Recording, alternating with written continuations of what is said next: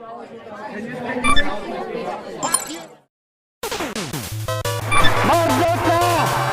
Satu! Pergi tengok di Kedah, mana ada satu Cina kita suka potong lencang. Satu! Satu! 33 bulan saja. 叫新加坡人来马来西亚做外劳。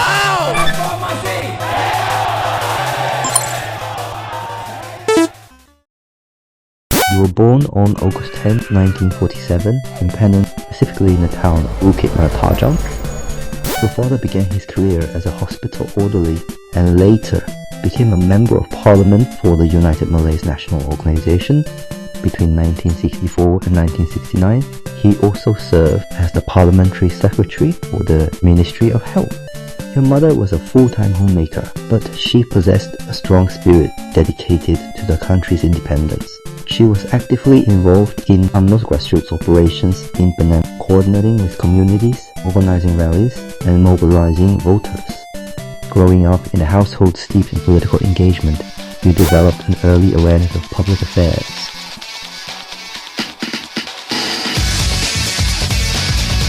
During university, you became president of the Malaysian Muslim Students' Union and also led the Malay Language Society at the University of Malaya.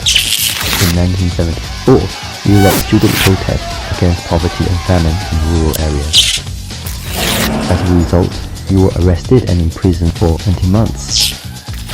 1 week before, the 1982 general election, Prime Minister Mahathir Hamid announced that you, as the founder and second president of the Malaysian Islamic Youth Movement, would be joining UMNO. Immediately after joining UMNO, contested in the election and won the parliamentary seat. You were then appointed Deputy Minister in the Prime Minister's Department. In 1983, you were appointed Minister of Culture, Youth and Sport. In 1984, you became Minister of Agriculture. In 1986, you took on the role of Minister of Education. On February 9, 1991, Mahathir appointed you as Minister of Finance. In 1993, you were made Deputy Prime Minister, the second most powerful position in the country. Many saw you as the Prime Minister in waiting. You were regularly invited to royal banquets and held discussions with foreign heads of state visiting in Malaysia. Domestically and internationally, you had become a respected and trusted political figure.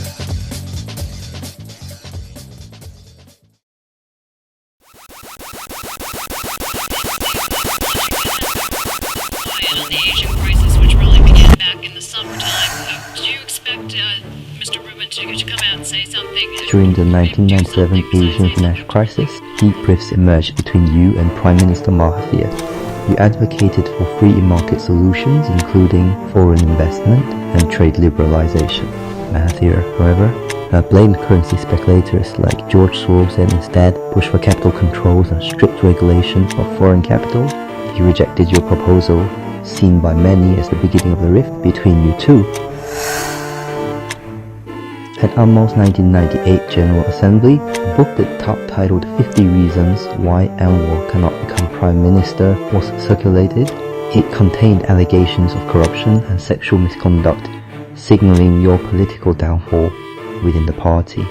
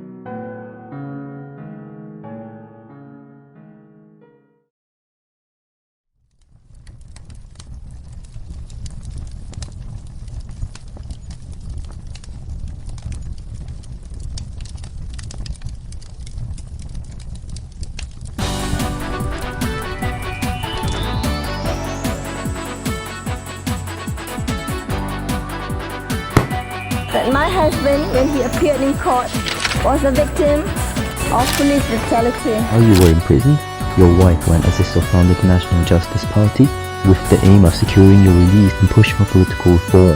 Opposition coalitions such as Pakatan Rakyat and later Pakatan Harapan emerged on the national stage. PK joined forces with PAS, DAP, and others to challenge the largely dominant Barisan Nasional government. The movement gained momentum, though several near victories fell short. Things changed in 2018. Despite having retired, Mahathir returned to politics amid the massive 1MDB corruption scandal that shook Malaysia. Public anger against then Prime Minister Najib and his Barisan Nasional government was high.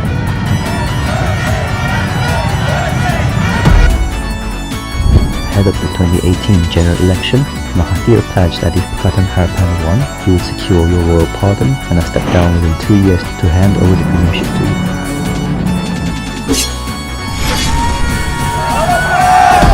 Pakatan Harapan launched a full-scale campaign against the ruling Barisan Nasional.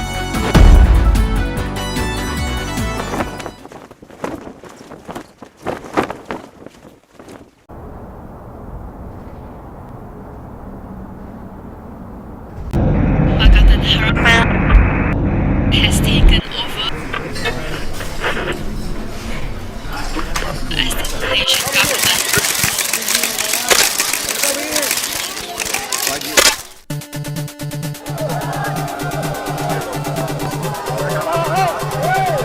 Pakatan Harapan won the general election, winning Barisan Nasional 61 ruling. Mahathir returned as Prime Minister, becoming the world's oldest serving head of government at 93. As his promise, he was granted a royal pardon and released from prison.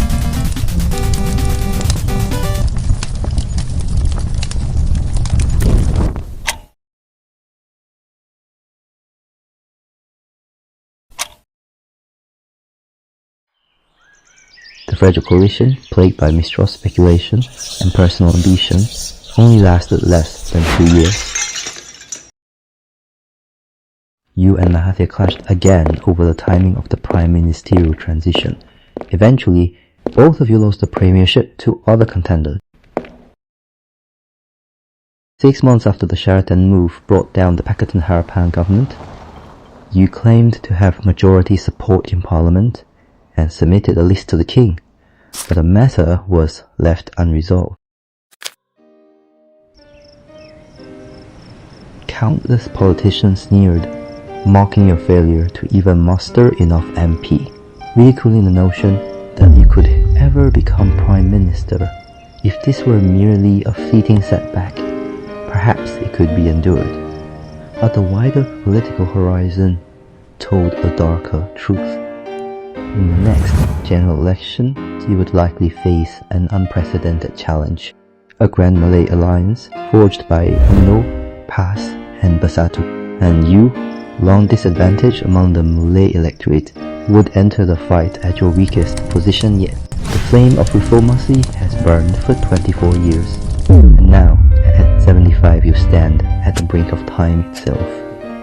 That fire seems fragile, at risk of flickering out at any moment.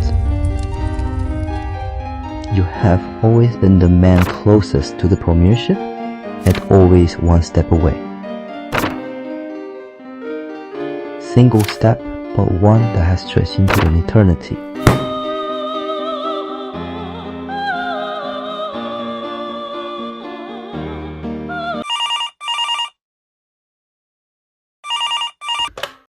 Don't worry, that is only tactical, okay?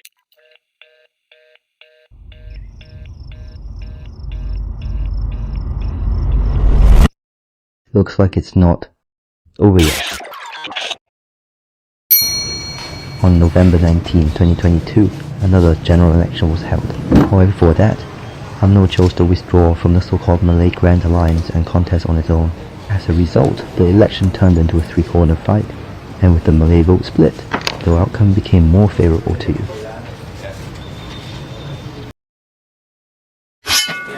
The Election Commission has started the vote counting process after all polling stations closed at 6 p.m. on Saturday. Including inclusive general election in Malaysia has produced the country's first ever hung parliament. For the first time in Malaysian history, no coalition secured a clear majority. Both you and your rival coalition Perikatan Nasional claimed they could form a government by persuading other parties to join. The kingmaker was Barisan Nasional, which had only won 30 seats.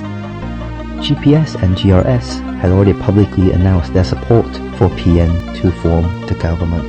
This boosted PN's original 73 seats to 102, leaving them just 10 seats short of a majority. The situation was tense, and it seemed as though the balance of power was about to settle on PN's side. But after a crucial handshake, all prior calculations and advantages instantly vanished.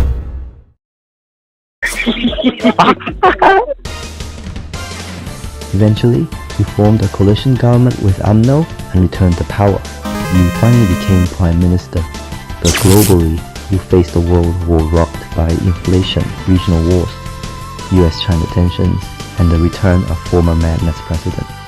Domestically, the green wave of Malay nationalist sentiment led by Perikatan Nasional continued to rise.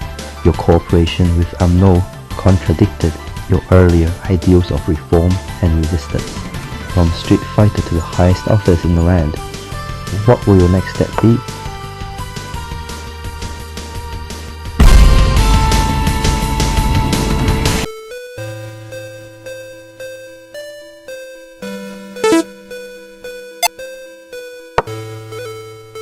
We can see that on the very night Anwar confirmed he had secured enough seats, he immediately announced that he would firmly defend Malay as the national language, Islam as the official religion, status of the Malay rulers, a special rights of Bumi Putera.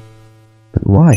Why did he need to make such a declaration? Although he also made pronouncements like he is not a prime minister of a single race, but a prime minister for all Malaysians, more pluralistic in tone. Overall, he seems to want to express and clarify that his stance on defending the Malays is firm. Is it because deep down, he is inherently a staunch defender of Malay privileges? In fact, for a long stretch before he became Prime Minister, he publicly criticized the NEP multiple times. Malaysia's new economic policy was introduced in 1971 with the goal of eradicating poverty and narrowing economic gaps among races, especially to uplift the economic status of Malays in Bumi Putera. Its measures included quota systems, Bumi Putera ownership priority, preferential admission in education, support in land allocation and loan, and more. In short, it was a major embodiment of Malay privilege. In the early years, as an UMNO youth leader and finance minister, Anwar publicly supported the NEP, believing it was a necessary means to correct racial wealth gaps and maintain national unity. But after the turbulence of his political journey, he changed his stance, claiming that the NEP had been hijacked by cronies, turning into a cash machine for a small elite, and no longer genuinely aiding the poor, including truly poor Malays. He argued for returning to a policy posture that cares for the poor and marginalized regardless of race.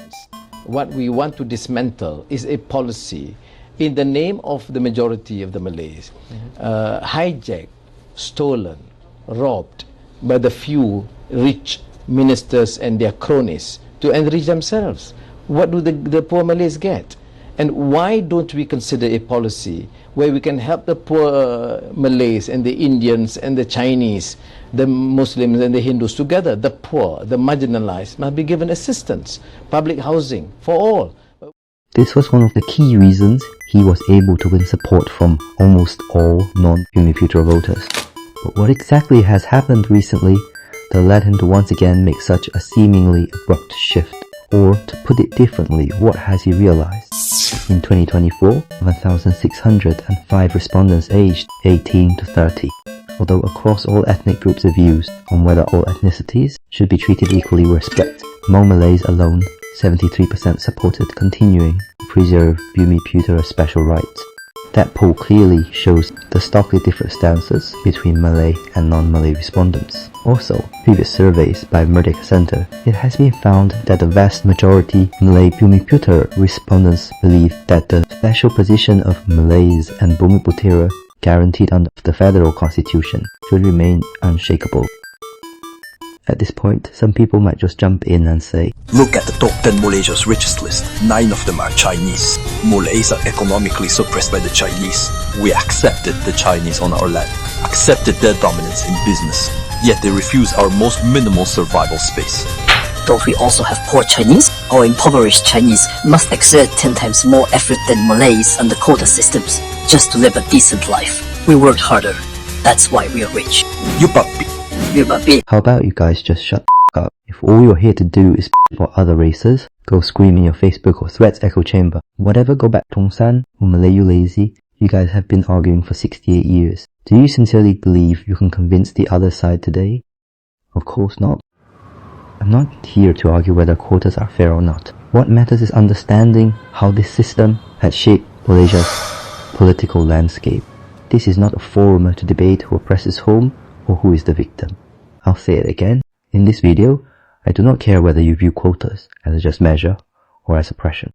You do not need to argue over a topic where your mind is already made up. We are here to analyze and understand the dilemma that Prime Minister Anwar or any future Prime Minister must face. This is Malaysia predicament.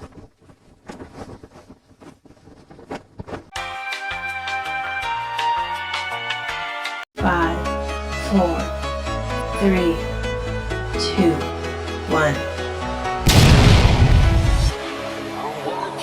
Given that over 70% of Malay voters support quota systems, and one must repeatedly emphasize that reforms will not weaken Malay existing rights if he wants to hold onto the Malay vote base. Only in this way can he preserve the Malay support he does not already dominate. This is even more urgent after forming a unity government with UMNO. UMNO's base has long been committed to Malay privileges. Any signals of equal rights or weakening privileges would spark backlash. If Anwar's stance weakens even slightly, Malay support could shift straight to PN, or UMNO itself may withdraw its cooperation. Once UMNO exits the coalition, he would lose a key pillar of his governing stability. However, another question is worthy of attention. Why is Anwar so confident that non-Malay voters will not abandon him?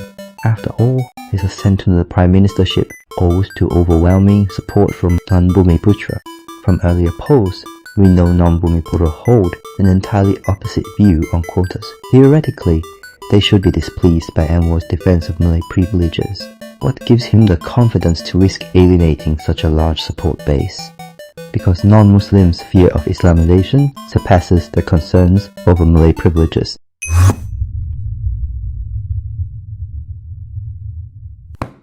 To many non-Muslims, PN represents a deeper layer of Islamization. If PN governs, Islamic law's influence may expand, and society may become more conservative. That possibility is enough to make them prefer a government that merely maintains the existing Islamic framework, rather than one that pushes further.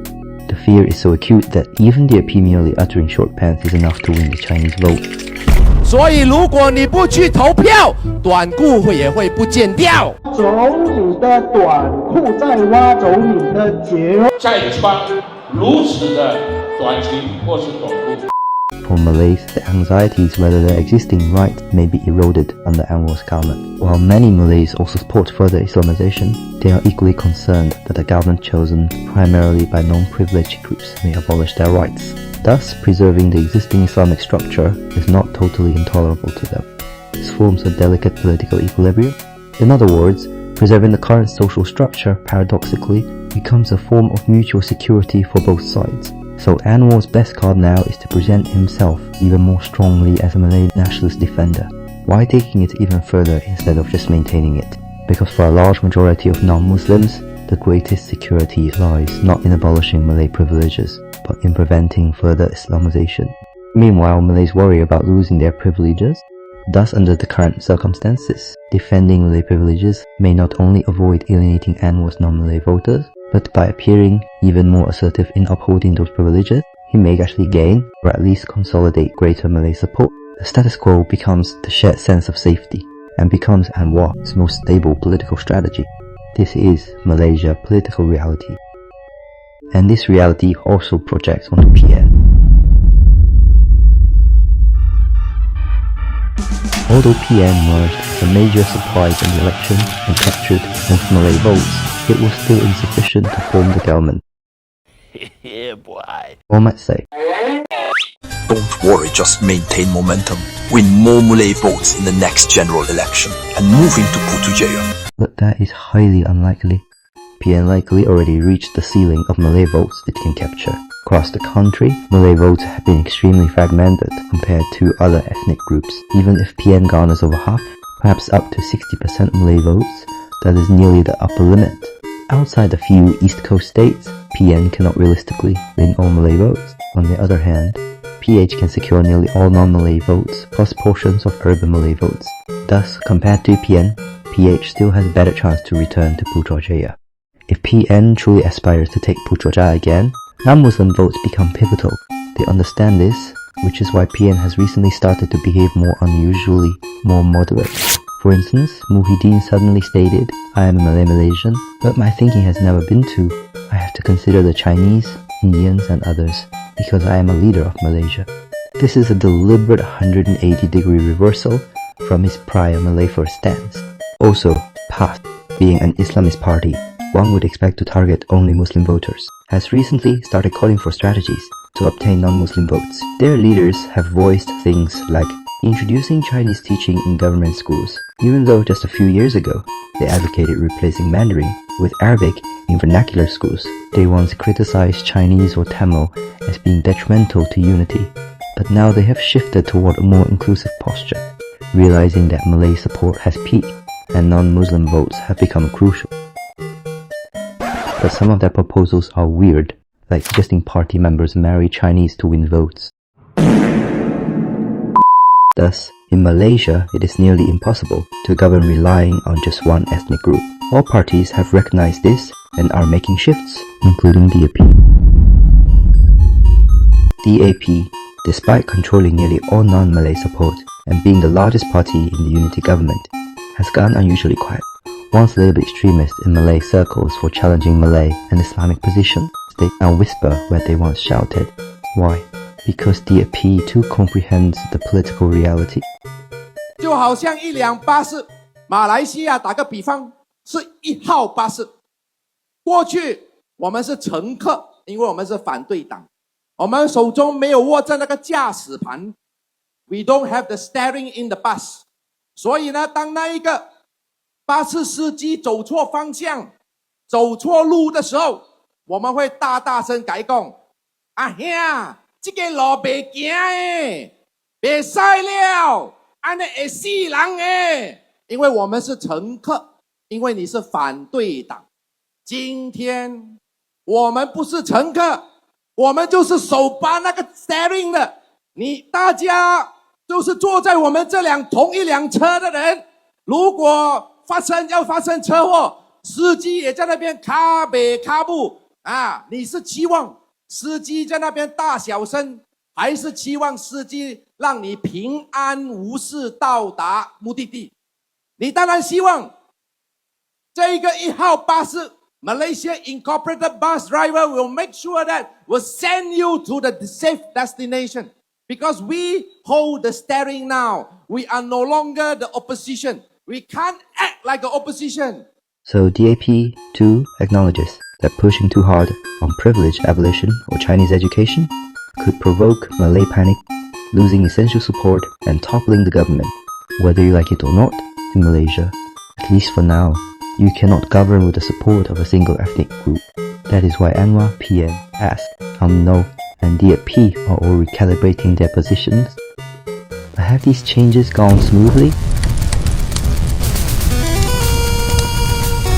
According to PKR's former deputy, President Rafizi, internal data showed that support among Chinese voters for PKR dropped by 32%, while support among Indian voters fell by 38%. Compared to some Indian voters who switched to PN, most Chinese voters did not directly vote for PN. They simply chose not to vote as a way to punish Anwar's government. Why are non-Malay voters doing this? According to what I said, aren't they supposed to be more afraid of Islamization? Of course, not everyone, is some kind of political strategist. Many are simply disheartened by a political reality that seems trapped between Malay privileges and Islamization, especially after fighting for over 60 years, only to see things from their perspective get even worse.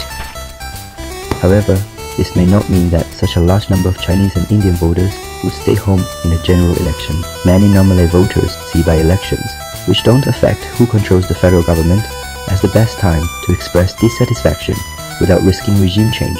Still, one thing is almost certain: as more and more non-Malays grow disillusioned with the political status quo, voter turnout among them will continue to fall. It's only a matter of degree. Now, with Chinese support in critical condition, one might ask, is Anwar or the DAP doing anything to win them back? After hearing my analysis, you should understand, rather than saying they won't do anything, it might be more accurate to say that if they still want to win the next election, they can't do anything. Both DAP and Anwar can justify their silence and actions by arguing that if Perikatan Nasional comes to power, non-Muslims would have an even harder time. Then non-Malay voters might ask, were they in politics just to win elections? Fine. Let's say this time, being a weak government that has to rely on other coalitions, they can't do much. But what about in 2018, when Pakatan Harapan won entirely on its own? Why didn't they carry out deeper reforms toward racial equality then? In truth, Pakatan Harapan has never truly won, at least not when it comes to its core ideals. You might ask, what the f*** do you mean they didn't win? How did they form the government then? That victory happened because Malay voters wanted to punish Najib Razak's corruption, not because they embraced PH's multiracial reformist vision. When PH later tried to introduce more inclusive reforms, it triggered fierce backlash from the anti-ISIL rally to the Malay Dignity Congress and other mass movements defending Malay rights. These waves of ethnic mobilization were among the key reasons PH eventually fell. If today, the Malay electorate truly supported pluralist reforms, then Anwar today will not be the Malay defender we see. He will be one who speaks more about racial equality, perhaps even rolling back Malay privileges in practice. But in Malaysia's political reality, such an Anwar would not survive.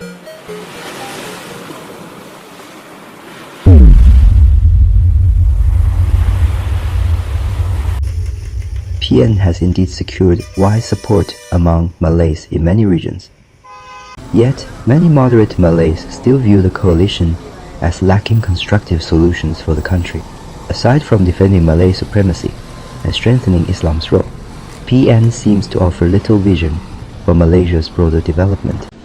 This inability to articulate a forward-looking agenda has also alienated urban voters. If they can't even persuade urban Malays, how could they possibly win over non-Malay voters, many of whom already carry deep anxieties about Islamization? Apart from occasionally making statements that seem more inclusive and open-minded, PN basically lacks any meaningful reform proposals that could convince non-Malays. It is a centrist, reform-oriented coalition.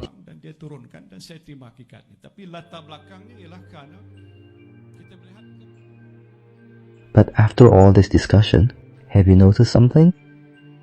In Malaysia, the Prime Minister is, in a sense, predetermined. Not that the person is secretly chosen, but that his political identity is already predefined by reality. In this multi-ethnic, multi-religious country, anyone who hopes to become and remain Prime Minister must meet an almost impossible set of conditions. He must defend the constitutional privileges of Malays and Bumiputra. He cannot go too far in diluting or questioning them. He must also avoid pushing the country into deeper Islamization, which would scare the urban middle class and non-Muslims. But he also cannot be too secular, or he will be branded a traitor by Malay conservatives. Only those who can balance on this narrow, fragile tightrope can survive and govern in Malaysia's current political reality, and I believe both major coalitions are now trying to adjust themselves toward that same balance. But in a country mired in racial strife, even if one could perfectly balance ethnic issues, implementing policies would still be an uphill battle. Such a government while unlikely to trigger large-scale racial unrest, will still leave its people disillusioned by its incompetence. He must do something to show the nation is moving forward. Yet, in a reality where every step is constrained by race, what exactly could that step be? At this point, Anwar has only one good move left.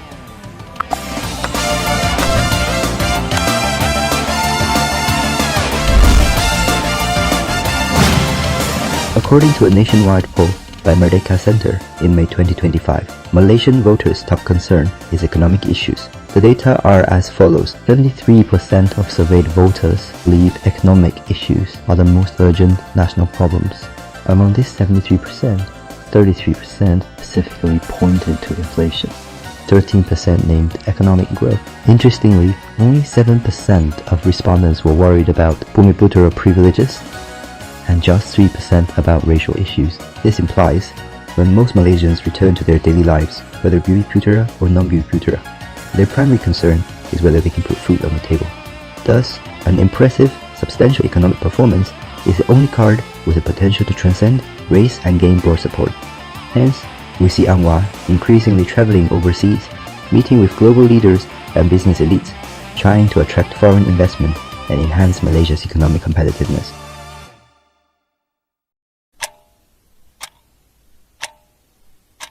The ideals are beautiful, but reality is harsh. The grand plans he promotes, foreign investment, Malaysia's AI chips, national digital transformation, so far remain beautiful visions and figures. But for the general public, they remain distant possibilities. His only remaining path is to deliver a palpable economic performance during his remaining term. A performance that the people can genuinely feel. Malaysia is an extremely special country. We live in the same country, but often seem to inhabit several different worlds, each within its own ethnocentric bubble. We all loudly accuse the other side of exploitation from within our echo chambers. After comforting each other within our own bubbles, we feel the injustice more acutely and grow more hostile to other communities, and those other communities are doing exactly the same. Then someone might say, that's why we must abolish Chinese and Tamil vernacular school, so kids from all communities exit their bubbles and interact together. Then why not abolish national schools and ask Malay kids to come over? And folks thrive, and nothing changes.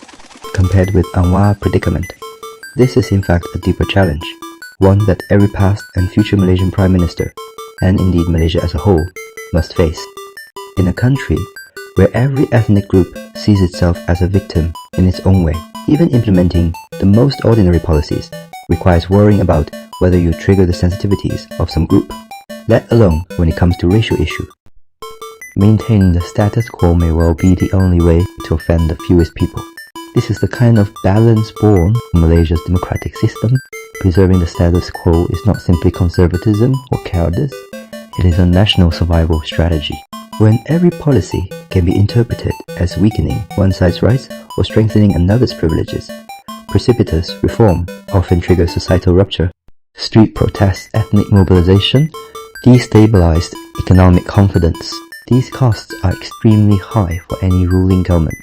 Thus, governments tend to adopt a gradual compromise approach, making small concessions in each budget, policy, subsidy, or educational reform in exchange for temporary social stability. This equilibrium seems passive, but it may be the inevitable product of Malaysia's plural democracy. In a system where majority vote determines governance, any ruler must appeal to centrist voters and key ethnic blocs. No single ethnic group can dominate outright, and no side can be totally marginalized. Politics is forced to fall upon the middle path. It is a compromise by necessity, sacrificing speed of reform in exchange for preserving national cohesion. In the long term, though this balance makes change slow, it also provides space for building consensus. Stability is not the destination, it is a condition for a diverse society to search for a shared direction. Without this buffer, any rash reform risks repeating the 1969 racial conflicts, or even undermining the country's foundations. Many may feel disappointed upon hearing this, but remember, those who stand on the opposite side of your political beliefs feel disappointed too. Perhaps you are someone who feels disappointed because you believe Chinese education weakens national unity. Yet those who hope for greater recognition of Chinese education feel equally disappointed. Perhaps you are someone who feels disheartened, wishing Malaysia were more secular. Yet those who hope for a more Islamic Malaysia feel the same sense of loss.